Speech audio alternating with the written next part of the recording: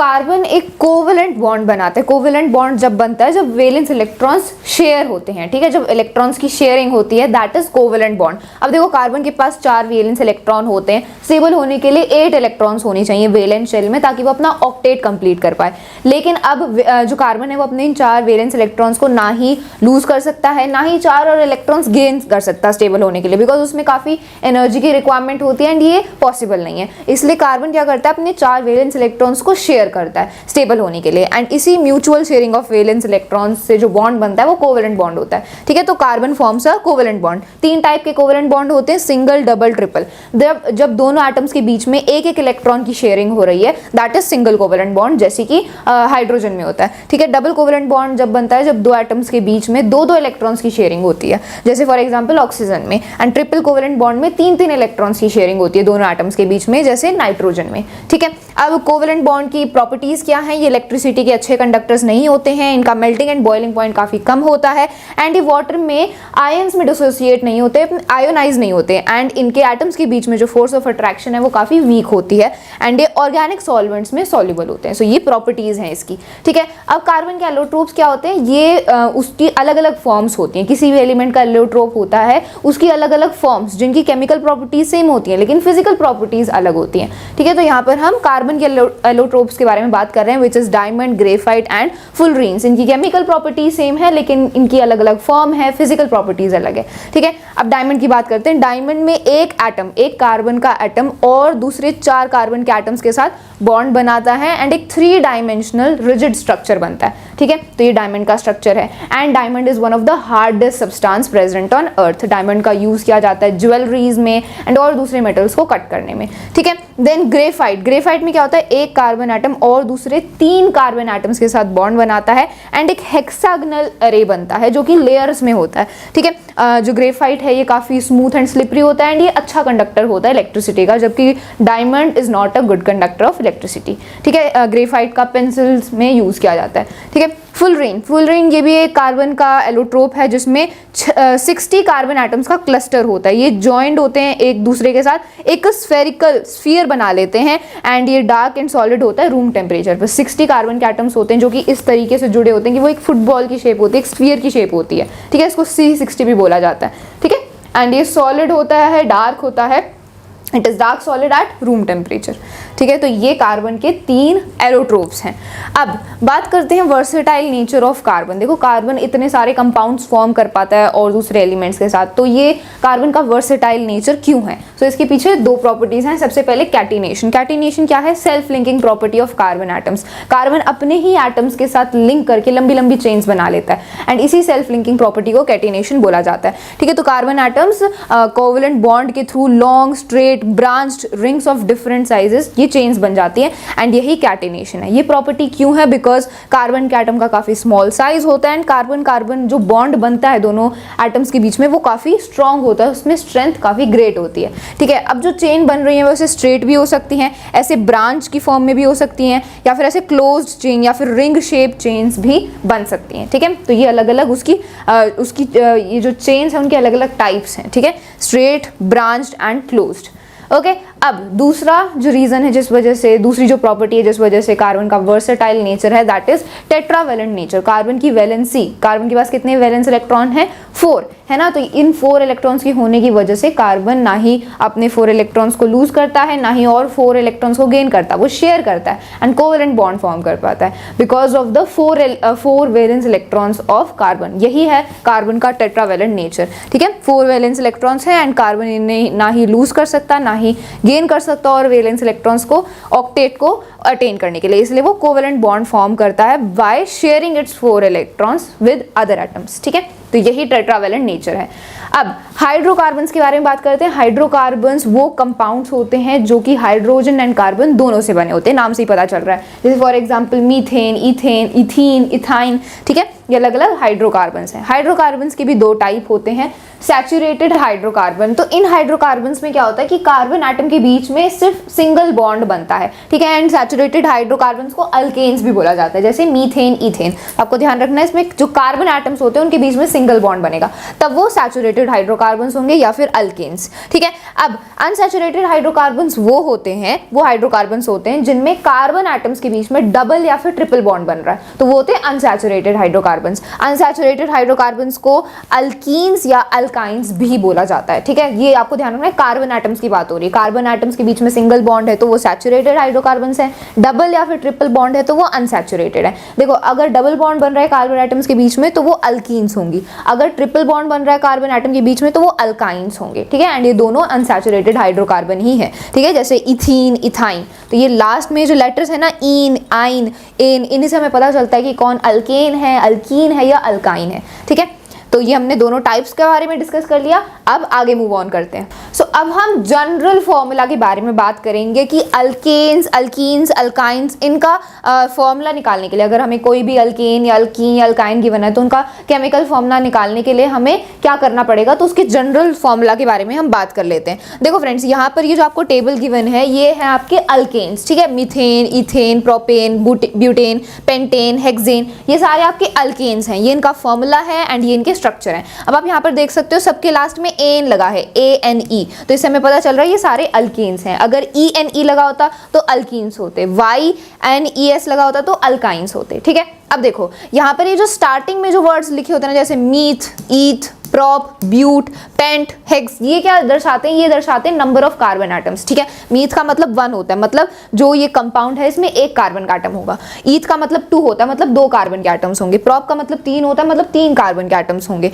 ब्यूट का मतलब 4 होता है, मतलब 4 कार्बन के एटम्स होंगे। तो जो स्टार्टिंग में जो वर्ड है उससे हमें पता चलता है number of carbon atoms, and last में जो वर्ड है उससे हमें पता चलता है कि अल्केन्स हैं, अल्कीन्स हैं या अल्काइंस हैं, ठीक है। अब मान लो आपको कोई भी यहाँ पर कोई भी आपको केमिकल कंपाउंड का नाम बता दिया, जैसे फॉर एग्जांपल इथेन, आपको बोल दिया इथेन है, इसका फॉर्मूला बताओ, ठीक है। आपको उसका फॉर्मूला फाइंड आउट करना है। कैसे फाइंड आउट करोगे, तो आपको ये जनरल फॉर्मूला यूज करने होंगे। अगर आपने यहाँ पर देखा प्रोपेन, तो आपको तुरंत प्रोपेन पढ़ते ही समझ में आना चाहिए कि प्रोप का मतलब 3 होता है, मतलब 3 कार्बन के एटम्स होंगे, एंड एन लगा है मतलब ये अल्केन है, तो मैं अल्केन का जनरल फॉर्मूला यूज करूंगा। देखो अल्केन का जनरल फॉर्मूला है CnH2n+2। C क्या है, कार्बन, एंड H क्या है, हाइड्रोजन, बिकॉज ऑब्वियसली हम हाइड्रोकार्बन्स की बात कर रहे हैं, ठीक है। N क्या है, N है नंबर ऑफ कार्बन एटम्स, ठीक है। अब प्रोप है तो प्रोप में कितने नंबर ऑफ कार्बन एटम्स होते हैं, 3 होते हैं, तो N की जगह 3 आ जाएगा, ठीक है। तो C3 एंड देन H2n, मतलब 2 × 3 which is 6, 6 + 2 8, ठीक है। तो ऐसे आप फॉर्मूला निकाल लोगे किसी भी अल्केन का। अल्कीन्स है तो ये वाला जनरल फॉर्मूला आप यूज करोगे, CnH2n, ठीक है। एंड अल्काइंस का फॉर्मूला है CnH2n-2। तो ऐसे आप किसी भी जो हाइड्रोकार्बन है उसका केमिकल फॉर्मूला निकाल सकते हो, अगर आपको सिर्फ नेम गिवन है तो, ठीक है। एंड ये स्ट्रक्चर आप ड्रॉ करोगे, बिकॉज आपको पता लग जाएगा कि डबल बॉन्ड बन रहा है, सिंगल बॉन्ड बन रहा है या फिर ट्रिपल बॉन्ड बन रहा है, तो वैसे आप उसका स्ट्रक्चर ड्रॉ करोगे, ठीक है। तो ये जनरल फॉर्मूलाज आपको तीनों के पता होने चाहिए, बिकॉज इनसे क्वेश्चंस आते हैं।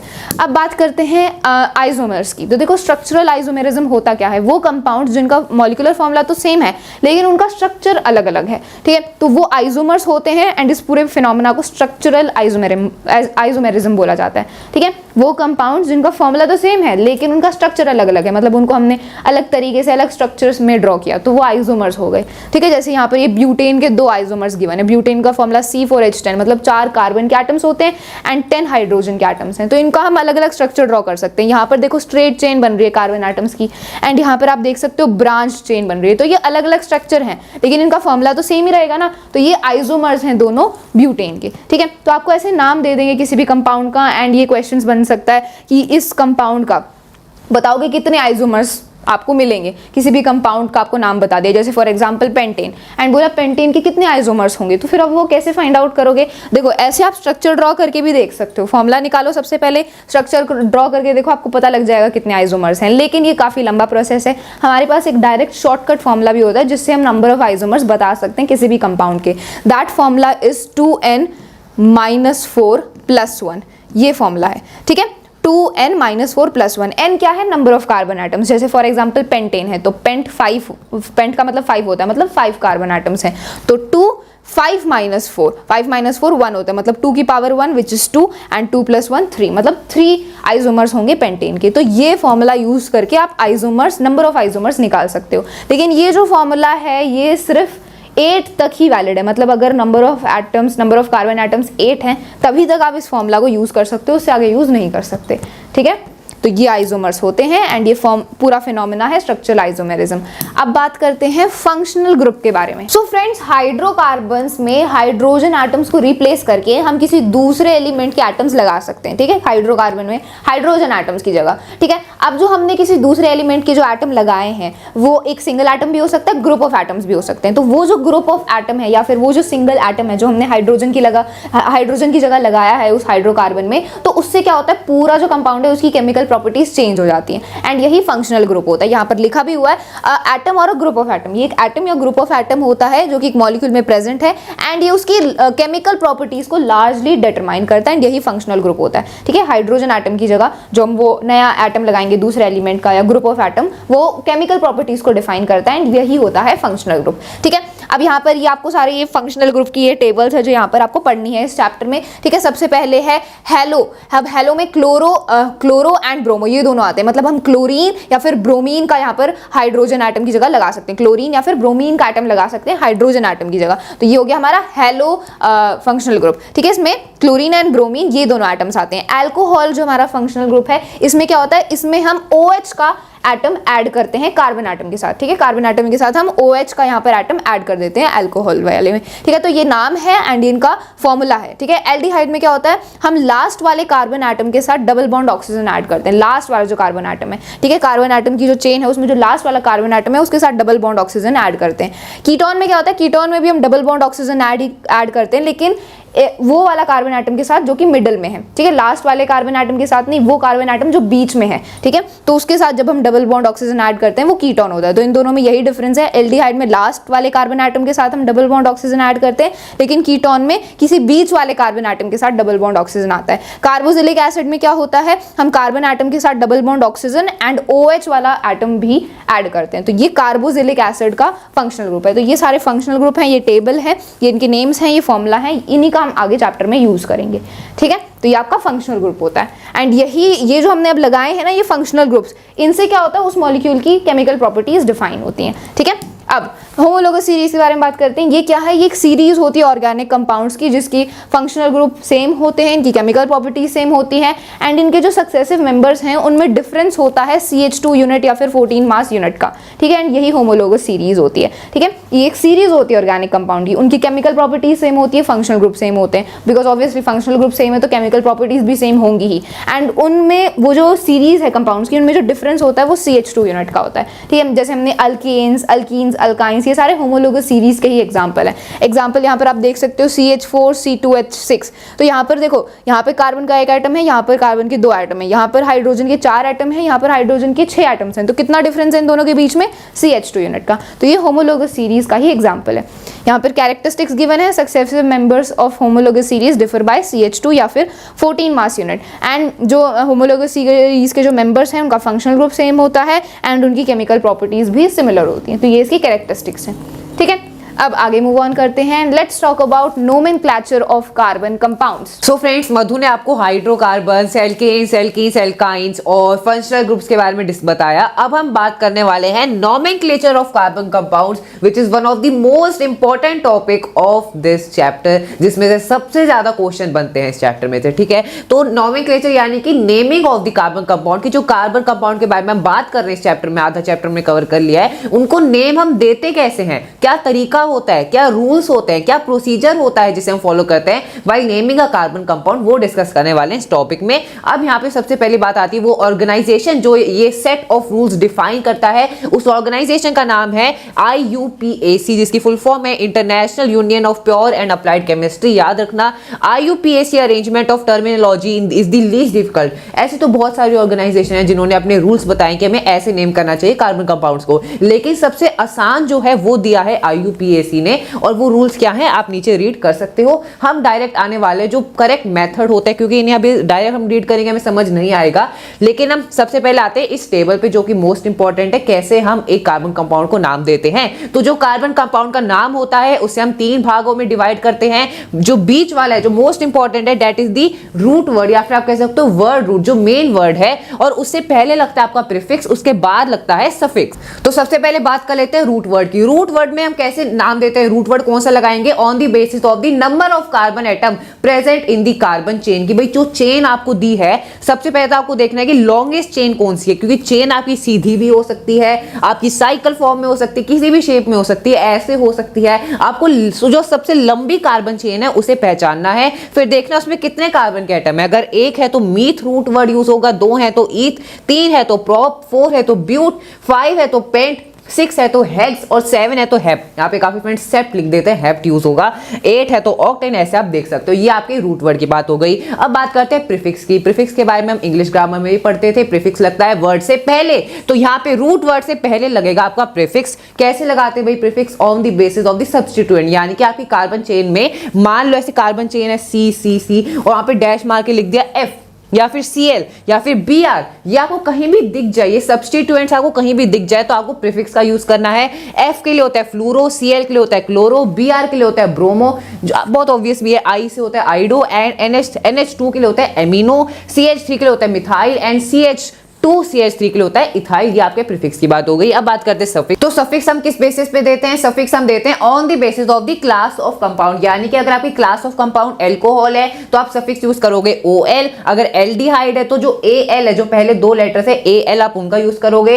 कीटोन है तो लास्ट के 3 वर्ड्स ONE उसका यूज करोगे। और लास्ट है आपकी class of compound carboxylic acid, और इसमें कौन सा सफिक्स लगता है, ओइक एसिड, OIC एसिड लगता है as a suffix in the name of the carbon compound. ठीक है, अब आप कहोगे कि भाई क्लास ऑफ कंपाउंड कौन सी है, वो हम कैसे पहचानेंगे, तो वो आप पहचानोगे on the basis of the functional group. जैसे कि मान लो एल्कोहल का क्या फंक्शनल ग्रुप होता है, OH होता है, यानी कि कार्बन चेन में आपको कहीं भी ऐसे डैश मार के OH दिख जाए या फिर डैश O डैश H दिख जाए, OH कहीं भी दिख जाए तो आपको पता लग जाना चाहिए कि यहाँ पे कौन सी क्लास ऑफ कंपाउंड की बात हो रही है, एल्कोहल के लिए। और एल्कोहल के लिए मैं कौन सा यहाँ पे सफिक्स यूज करूंगा, OL यूज करूंगा, क्योंकि एल्कोहल के लास्ट के 2 वर्ड्स लेटर्स OL होता है। ठीक है, वैसे एल्डिहाइड के पहले 2 लेटर्स AL का आपको यूज करना है। इसकी क्लास ऑफ कंपाउंड क्या है, कहीं भी डैश मार के CHO दिख जाए, ठीक है, तो वहां पे आपकी क्लास ऑफ कंपाउंड होती है एल्डिहाइड, AL सफिक्स का यूज होगा। कीटोन के लिए होता है कार्बन चेन के बीच में कहीं भी ऐसे डबल बॉन्ड ऑक्सीजन दिख जाए तो आपको पता लग जाना चाहिए कीटोन क्लास ऑफ कंपाउंड है। और कौन सा सफिक्स यूज होगा, ONE यूज होगा। ठीक है, जैसे कि प्रोपेनॉन, प्रोपेनॉन, ठीक है, तो जैसे प्रोपेन तो हमने सुना है, प्रोपेनॉन हमने नहीं सुना। प्रोपेनॉन यानी कि ONE यहाँ पे सफिक्स यूज हुआ है, क्योंकि जो कार्बन की चेन थी उसमें ऐसे ये फंक्शनल ग्रुप लगा हुआ था। कार्बोक्सिलिक एसिड, जैसे कि इसका एग्जांपल आप ले लो इथेनोइक एसिड, जिसके बारे में हम आगे भी डिस्कस करेंगे। इथेनोइक एसिड, ओइक एसिड यहाँ पे सफिक्स यूज हो रहा है, क्योंकि यहाँ पे आपका फंक्शनल ग्रुप इसमें लगा होगा COOH। ठीक है, तो इसीलिए यहाँ पे ये नाम हम देते हैं क्लास ऑफ कार्बन कंपाउंड्स को on the basis of the class of the compound. Suffix की बात कर ली, ये रूट वर्ड के लिए है, ये प्रीफिक्स के लिए है। अब आगे बढ़ते हैं, कुछ क्वेश्चन देखते हैं। जैसे कि पहला क्वेश्चन है, यहाँ पे 2 कार्बन के एटम है, यानी कि कौन से यहाँ पे हमारा रूट वर्ड यूज होगा, ईथ यूज होगा। सिंगल बॉन्ड है ईथ एन, एंड यहाँ पे ब्रोमो हमारा जो प्रीफिक्स है उसका यूज होगा, क्योंकि Br लगा हुआ है, तो ब्रोमो इथेन इसका आंसर है। नेक्स्ट है, यहाँ पे 1 कार्बन का एटम है, ठीक है, ईथ होगा, लेकिन यहाँ पे मुझे एक फंक्शनल ग्रुप दिख रहा है, क्योंकि देखो OH यहाँ पे मुझे दिख रहा है, तो यानी कि यहाँ पे इसका आंसर क्या होगा, this will be methanal. Aldehyde group का यूज होगा। देखो ना यहाँ पे क्या लिखा है, CHO। देखो कार्बन के साथ अगर आपको कहीं भी H या O, हाइड्रोजन और ऑक्सीजन दिख जाए, देखो यहाँ पे यही तो है, कार्बन है एंड यहाँ पे हाइड्रोजन है, सिंगल बॉन्ड, हमेशा ऑक्सीजन के साथ डबल बॉन्ड ही होगा ऑब्वियसली, एंड इसलिए यहाँ पे CHO, तो यहाँ पे क्लास ऑफ कंपाउंड कौन सी है, एल्डिहाइड, AL का यूज होगा। एंड रूट वर्ड कौन सा है, मीथ है, सो मीथेनल इसका आंसर होगा। नेक्स्ट है यहाँ पे 1 2 3 4 5 6 कार्बन के एटम है, यानी कि हेक्स, यहाँ पे रूट वर्ड यूज होगा। ट्रिपल बॉन्ड मुझे यहाँ पे दिख रहा है, यानी कि हेक्साइन। सिंगल बॉन्ड के लिए हेक्सेन, डबल बॉन्ड के लिए हेक्सीन, ट्रिपल बॉन्ड के लिए हेक्साइन। क्लियर हुआ, आगे बढ़ते हैं। अब देखते हैं हमारा next which is chemical properties of carbon compounds. तो हमने नोमेनक्लेचर कैसे नाम देते हैं वो पूरा टॉपिक कंप्लीट कर लिया है, और वहां पे अब जो क्वेश्चन है वो आपको प्रैक्टिस करने, ज्यादा से ज्यादा कार्बन कंपाउंड्स को नाम देना है, उनका स्ट्रक्चर ड्रॉ करके देखना है, तभी अच्छी प्रैक्टिस होगी। अब पहला यहाँ पे केमिकल हम बात करने वाले हैं। Since most of the fuels we use are either carbon और its compound, we shall first study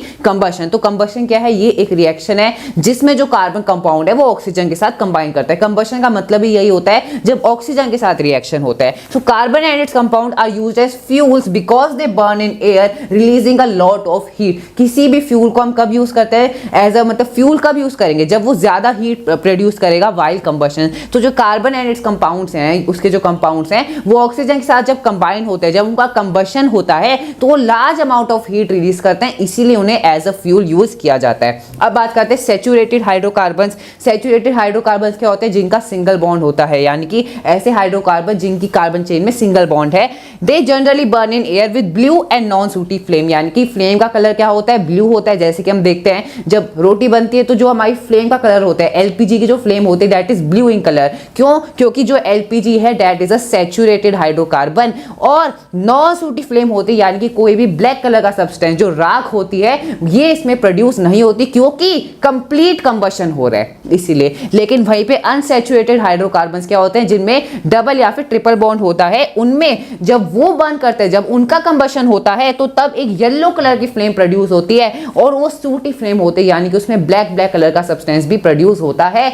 और यहाँ पे एक और इंपॉर्टेंट बात है कि जो अनसैचुरेटेड हाइड्रोकार्बन्स है इनका इनकम्प्लीट कंबशन होता है ऑब्वियसली, क्योंकि येलो फ्लेम प्रोड्यूस हो रही है। वहीं पे जो सैचुरेटेड होते हैं उनका कंप्लीट कंबशन होता है, क्योंकि ब्लू कलर की फ्लेम है, नॉन सूटी फ्लेम है। Burning of coal and petroleum emits oxides of sulphur and nitrogen which are responsible for acid rain. अब आगे बढ़ते हैं, डिस्कस करते हैं ऑक्सीडेशन के बारे में। तो कंबशन हो गया। ऑक्सीडेशन क्या होता है? जब ऑक्सीडेशन का मतलब है कि ऑक्सीजन का ऐड होना, है ना। तो यहाँ पे ऑक्सीजन ऐड कैसे होगा? ऑक्सीडाइजिंग एजेंट की हेल्प से होगा। ऑक्सीडाइजिंग एजेंट क्या होते हैं? जो दूसरे को ऑक्सीडाइज कर देते हैं, खुद रिड्यूस हो जाते हैं। Carbon compound can easily be oxidised on combustion. In addition to this complete oxidation we have reaction in which alcohol are converted to carboxylic acid. Alcohol हमने क्लास ऑफ कंपाउंड देखी थी। कार्बोक्सिलिक एसिड की जो class of compound है हम इसको क्या कर सकते हैं? कन्वर्ट कर सकते हैं। एल्कोहल का एग्जाम्पल ले लेते हैं इथेनॉल, और कार्बोक्सिलिक एसिड्स का कोई एग्जांपल ले लो इथेनोइक एसिड। तो इथेनॉल को इथेनोइक एसिड में हम कन्वर्ट कर सकते हैं बाय यूजिंग ऑक्सीडाइजिंग एजेंट। यहां पे क्या हो रहा है? ऑक्सीडेशन हो रहा है,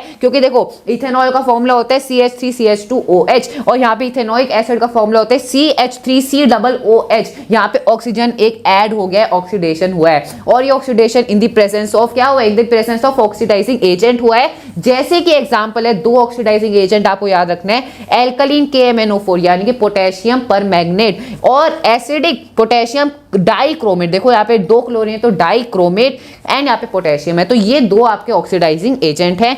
Alcohols can be converted to carboxylic acid in the presence of oxidizing agent alkaline KMnO4 potassium permanganate और acidic potassium dichromate। आगे बढ़े, डिस्कस करते हैं एडिशन रिएक्शन के बारे में। एडिशन रिएक्शन का मतलब है किसी चीज का एडिशन हो रहा है। अब देखते हैं किस चीज का एडिशन हो रहा है। देखो अनसैचुरेटेड हाइड्रोकार्बन्स, अनसैचुरेटेड जैसी वर्ड सुनो उसी टाइम आपको दिमाग में आ जाना चाहिए या तो डबल या फिर ट्रिपल बॉन्ड की यहाँ पे बात हो रही है। यहाँ पे डबल बॉन्ड है कार्बन चेन में, तो ये अनसैचुरेटेड हाइड्रोकार्बन है। यहाँ पे हो क्या रहा है? That in the presence of catalyst such as palladium और निकल, यहाँ पे निकल कैटलिस्ट का यूज हो रहा है। कैटलिस्ट क्या करता है? केमिकल रिएक्शन की स्पीड को बढ़ा देता है विदाउट इफेक्टिंग, मतलब अपने अंदर की उसकी जो केमिकल प्रॉपर्टीज है उस पर उसका इफेक्ट नहीं दिखता है केमिकल रिएक्शन में, और वो केमिकल रिएक्शन की स्पीड को इंक्रीज कर देता है।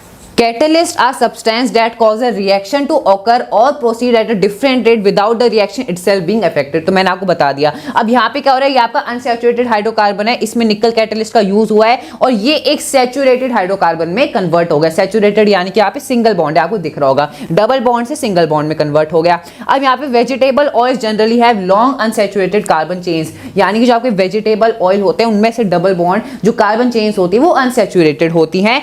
And while animal fats have saturated carbon chains, यानी कि यहाँ पे ये आप समझ सकते हो ये आपका वेजिटेबल ऑयल है, ये आपका एनिमल फैट है। जब हमने यहाँ पे वेजिटेबल ऑयल का हाइड्रोजिनेशन करा, हाइड्रोजिनेशन क्या होता है? हाइड्रोजन का ऐड हुआ। देखो यहाँ पे हाइड्रोजन क्या हुआ है? ऐड हुआ है, तो इसको हम हाइड्रोजिनेशन भी कहते हैं। और यहाँ पे हमने अनसैचुरेटेड को सैचुरेटेड में कन्वर्ट कर दिया, ठीक है। So animal fat generally contain saturated fatty acids which are said to be harmful for health, यानी कि अगर आप हाइड्रोजिनेशन करते हो अनसैचुरेटेड कार्बन चेन्स का, जो भी अनसैचुरेटेड कार्बन कंपाउंड्स होते हैं, तो उससे क्या होता है? हाइड्रोजन का ऐड होता है और वो बहुत हार्मफुल होते हैं हमारी हेल्थ के लिए। जैसे कि यहाँ पे आपको सैचुरेटेड का एक एग्जांपल क्या दिया है? Animal fats. एनिमल फैट्स क्या होते हैं? ये हमारी हेल्थ के लिए हार्मफुल होते हैं। सो ऑयल्स कंटेनिंग अनसैचुरेटेड, यानी कि इसकी बात हो रही है, fatty acid should be chosen for cooking, ये हमारी हेल्थ के लिए इतने हार्मफुल नहीं होते as compare to the saturated hydrocarbons, ठीक है। For example animal fats. आगे बढ़े, अब डिस्कस करते हैं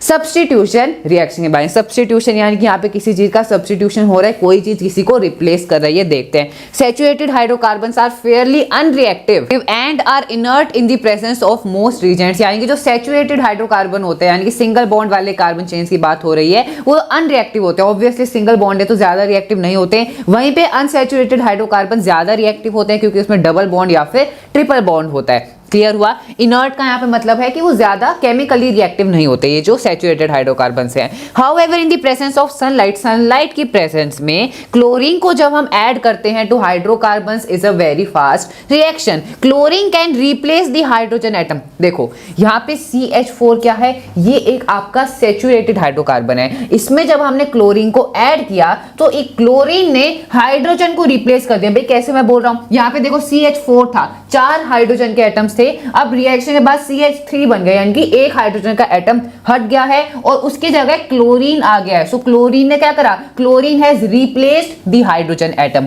chlorine can replace the hydrogen atom one by one, it is called a substitution reaction. वही मैं आपको कहा था, because one type of atom और a group of atom take place of another, a number of products are usually formed with the higher homologous of alkanes। जैसे कि यहाँ पे क्या बना है, यहाँ पे हाइड्रोक्लोरिक एसिड बना है in the presence of sunlight, क्योंकि यहाँ से एक हाइड्रोजन गया, हाइड्रोजन, और यहाँ पे क्लोरीन इसकी जगह आ गया। यहाँ पे 2 क्लोरीन के एटम थे तो एक क्लोरीन अभी भी बचा है। क्लोरीन और जो आपका हाइड्रोजन है वो मिलकर उन्होंने क्या बना लिया, HCl बना लिया। Okay, hydrochloric acid. अब आगे बढ़ते हैं, डिस्कस करते हैं important carbon compound ethanol and ethanoic acid.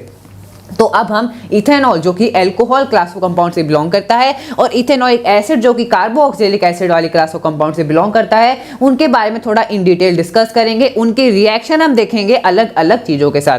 देखिए, important carbon compounds ethanol and ethanoic acid. तो अब हम इथेनॉल जो कि अल्कोहल क्लास ऑफ कंपाउंड से बिलोंग करता है और इथेनोइक एसिड जो कि कार्बोक्सिलिक एसिड वाली क्लास ऑफ कंपाउंड से बिलोंग करता है, उनके बारे में थोड़ा इन डिटेल डिस्कस करेंगे। तो सबसे पहले बात करते हैं इथेनॉल। इथेनॉल का केमिकल फॉर्मूला रट लो, CH3CH2OH, क्योंकि OH यहाँ पे फंक्शनल ग्रुप है इसलिए यहाँ पे OL लग रहा है। इथेन की जगह इथेनॉल क्यों लिखा जा रहा है, OL क्यों लगा रहे हैं, क्योंकि यहाँ पे OH फंक्शनल ग्रुप का यूज हुआ है। इसका केमिकल फॉर्मूला आप देख लो, CH3CH2OH, commonly known as alcohol. Obviously alcohol class of compound से बिलोंग करता है, इसीलिए हम इथेनॉल को अल्कोहल नाम से भी जानते हैं। अब in addition, because it is a good solvent, जो इथेनॉल है या फिर अल्कोहल आप कह सकते हो, ये एक गुड सॉल्वेंट है। It is also used in medicine such as tincture of iodine, ये तो आपने सुना भी होगा, कफ सिरप में इसका यूज होता है, एंड मेनी टॉनिक्स। सेकंड है ethanol is also soluble in water in all proportion. Consumption of small quantities of dilute ethanol cause drunkenness, क्योंकि इथेनॉल क्या है, अल्कोहल है, तो अल्कोहल का कंजप्शन करोगे तो ऑब्वियसली ड्रंकनेस होगी ही। Even though this practice is condemned, it is a social wide spread practice की अल्कोहल का कंजप्शन नहीं होना चाहिए, इसके खिलाफ मूवमेंट्स भी चलती है, आप जानते हो। However intake of even small quantity of pure ethanol called absolute alcohol can be lethal, यानी कि अगर आप उसमें बिल्कुल प्योर फॉर्म, यानी कि उसमें आपने उसको डाइल्यूट नहीं किया, उसमें पानी ऐड नहीं किया, तो ये आपके लिए लीथल हो सकता है, आपकी डेथ भी हो सकती है अगर आप प्योर अल्कोहल को कंज्यूम करते हो। Also long term consumption of alcohol leads to many health problems. अब डिस्कस करते हैं कुछ केमिकल प्रॉपर्टीज ऑफ इथेनॉल। सबसे पहला रिएक्शन है सोडियम के साथ। जब CH3CH2OH यानी कि इथेनॉल का रिएक्शन सोडियम के साथ होता है तो सोडियम एथो ऑक्साइड फॉर्म होता है, CH3CH2ONA। तो यहाँ पे देखो हाइड्रोजन की जगह Na आ गया और यहाँ पे हाइड्रोजन गैस क्या हुई है, रिलीज हुई है, तो दोनों प्रोडक्ट्स याद रखना। अगला रिएक्शन है heating ethanol at 443 kelvin with excess concentrated sulphuric acid H2SO4। तो जब CH3CH2OH यानी कि इथेनॉल का रिएक्शन कब, in the presence of hot concentrated sulphuric acid H2SO4 जब होता है तो क्या फॉर्म होता है, CH2CH2CH2। भाई यहाँ पे क्या हुआ, CH3CH2 से CH2CH2 बन गया, यानी कि एक हाइड्रोजन का एटम का लॉस हुआ है और जो OH था वो भी यहाँ पे हमें नहीं दिख रहा। OH प्लस H क्या बनेगा, वाटर बनेगा। तो ये रिएक्शन ना याद करने बहुत आसान है, बस थोड़ा ध्यान आपको देना है यहाँ पे, ठीक है। तो जब ये रिएक्शन हुआ हॉट कंसंट्रेटेड सल्फ्यूरिक एसिड की प्रेजेंस में, तो यहाँ पे क्या बना है, टू गिव दी इथीन। ये क्या है, ये आपका इथीन है। इथीन क्यों है भाई, क्योंकि यहाँ पे 2 कार्बन के एटम है और यहाँ पे क्या है, डबल बॉन्ड है, तो इथीन होगा ऑब्वियसली, प्लस H2O वाटर यहाँ पे फॉर्म हुआ है। The concentrated sulphuric acid can be regarded as a dehydrating agent, क्योंकि पहले इसमें वाटर प्रेजेंट था लेकिन रिएक्शन के बाद जो वाटर था वो अलग हो गया, तो ये यहाँ पे जो H2SO4 है वो एक डिहाइड्रेटिंग एजेंट की तरह रोल प्ले कर रहा है यहाँ पे, क्योंकि वाटर क्या था पहले था अब नहीं है। ओके आगे बढ़ते हैं, अब डिस्कस करते हैं properties of ethanoic acid. Ethanol के ये रिएक्शंस थे, आपको याद रखना है। अब इथेनॉइक एसिड क्या है? It is commonly called acetic acid and belongs to a group of acids called carboxylic acid. And ये वीक एसिड्स होते हैं कार्बोक्सिलिक एसिड, और ethanoic acid carboxylic acid class of compound से बिलोंग करता है।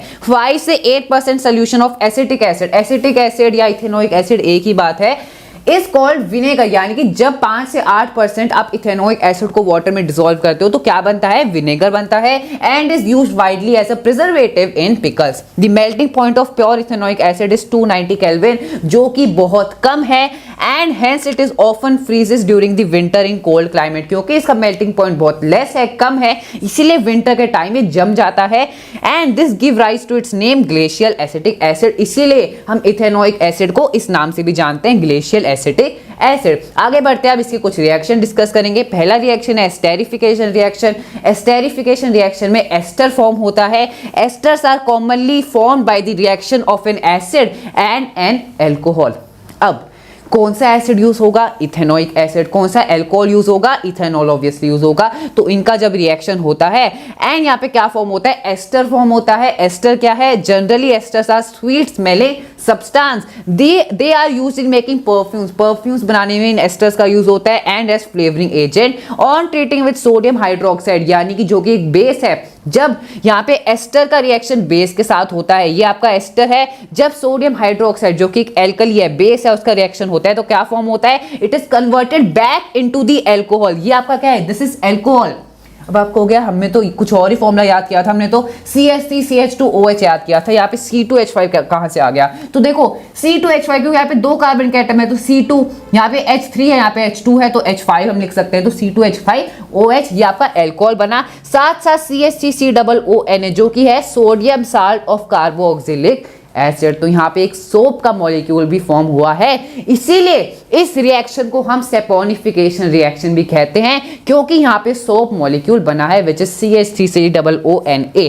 Okay, the reaction is also known as saponification because it is used in the preparation of soap. Soap are sodium और potassium salt of long chain of carboxylic acid. इनके बारे में हम आगे in detail भी discuss करेंगे। अब आगे बढ़ते हैं, तो अब हमारा लास्ट 2 रिएक्शन रह गए हैं। थर्ड है, सेकंड है रिएक्शन विद अ बेस। जो अब यहाँ पे जब बेस का रिएक्शन होता है किसके साथ? इथेनॉइक एसिड के साथ, तो क्या होता है? Like mineral acid, ethanoic acid react with a base such as sodium hydroxide to give salt and water. हमने एसिड बेसिस एंड साल्ट में पढ़ा था कि जब एक एसिड और एक बेस का रिएक्शन होता है तो साल्ट प्लस वाटर बनता है। यहाँ पे ये आपका एसिड है इथेनॉइक एसिड, ये आपका बेस है सोडियम हाइड्रोक्साइड, रिएक्शन होने के बाद बना है CH3COONA जो कि एक साल्ट है।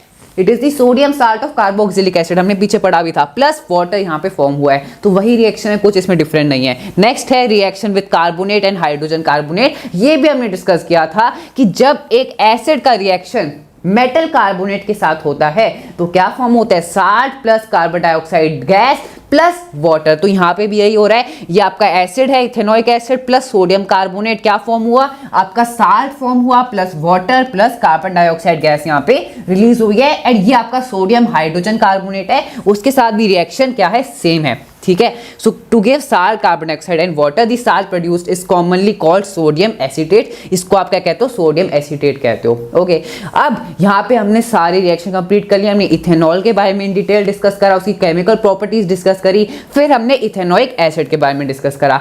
अब हम डिस्कस करते हैं next topic which is soaps and detergents. The molecules of soap are sodium और potassium salts of long chain carboxylic acid, जैसे कि CH3COONA। तो वो सोडियम की बात हो रही थी, तो ये सोप मॉलिक्यूल होते हैं, लॉन्ग चेन होती है कार्बोक्सिलिक एसिड्स की। सोडियम साल्ट हो सकता है, पोटेशियम साल्ट हो सकता है। The ionic and of the soap interact with the water. जो आयोनिक एंड जो आप सर्कल फॉर्म में देख रहे हो, this interact with the water while the carbon chain interact with the oil. जो कार्बन चेन आपको दिख रही है, ये देखो, जो साफ साफ से दिख रही है, this interact with the oil, the soap molecule thus form structure called micelles where one end of the molecule is towards the oil droplet while the ionic end faces the outside. जो आप tail like structure देख रहे हो, this is towards the oil molecule, ये आपका oil molecule है, ये इसको साफ कर रहे हैं, और वहीं जो आपका आयोनिक एंड है that interacts with the water and this forms an emulsion in water, और इसी इमल्शन की वजह से क्या होता है, हमारे कपड़े साफ होते हैं। The soap micelle thus help in pulling out the dirt, जो डर्ट है उसे ऑयल ड्रॉपलेट आप मान सकते हो,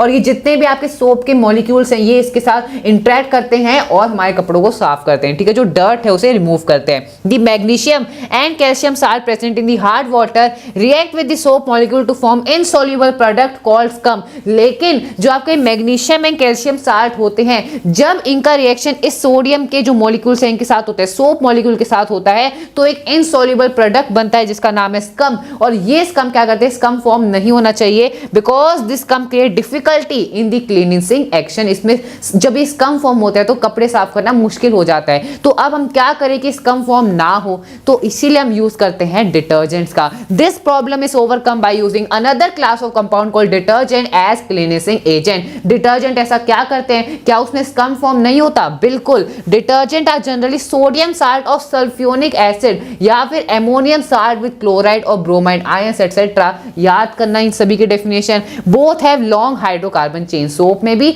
डिटर्जेंट में भी दोनों में लॉन्ग हाइड्रोकार्बन चेन होती है। The charge end of this compound do not form insoluble participate precipitate with the calcium and magnesium ions. वहीं पे सोप के साथ क्या बन रहा था, स्कम फॉर्म हो रहा था जब कैल्शियम एंड मैग्नीशियम के आयंस के साथ रिएक्शन हुआ, लेकिन यहाँ पर डिटर्जेंट का जो आयोनिक एंड होता है वो इनके साथ रिएक्ट करके स्कम नहीं बनाता है in hard water. Thus they remain effective in hard water. जो डिटर्जेंट है उन्हें हार्ड वाटर में यूज किया जाता है इसीलिए क्योंकि उनमें स्कम फॉर्म नहीं होता।